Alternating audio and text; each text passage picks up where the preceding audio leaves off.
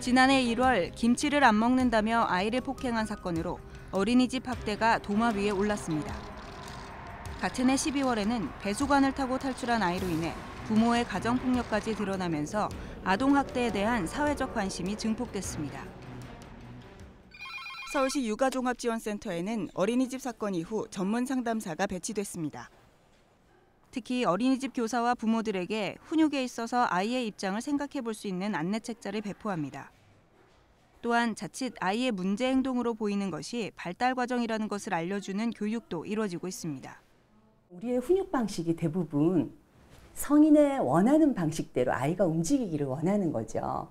그런데 사실은 그것보다 더 중요한 거는 아이들이 스스로 자기가 자기 문제를 해결할 수 있도록 그 이야기를 깊이 들어주고 또 공감해주고 그래서 자기의 문제를 통제할 수 있는 힘을 길러주는 게 가장 중요하다고 생각을 합니다.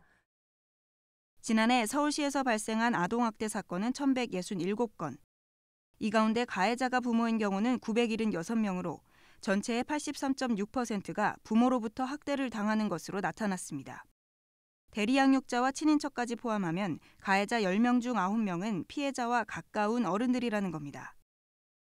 이에 따라 서울시는 맞춤형 가족 정책을 수립했습니다.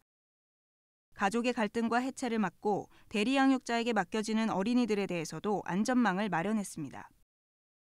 그러나 아동학대의 범주를 넘어 아이들의 인권을 지키는 것은 여전히 갈 길이 멉니다. 그동안 아이들의 보호와 문제 해결에 중점을 둔 정책이 많아 아동 입장에서 세워진 인권 관련 대책은 뚜렷한 것이 없기 때문입니다. 서울시는 전국 최초로 어린이 청소년 인권 조례를 마련했습니다.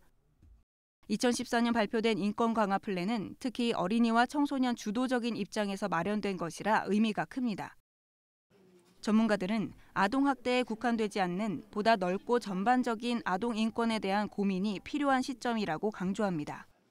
우리가 다 알다시피 보호라고 하는 것도 이제 누군가가 마냥 지킬 수는 없기 때문에 스스로 지킬 수 있는 힘을 갖는 게 가장 중요한 것처럼 이런 참여의 과정을 통해서 아이들이 직접 경험하고 직접 고민하고 또 의사결정의 과정에 참여할 수 있도록 하는 것이 인권을 발전시켜 나가고 향상시켜 나가는 데 큰 도움이 될 것 같습니다.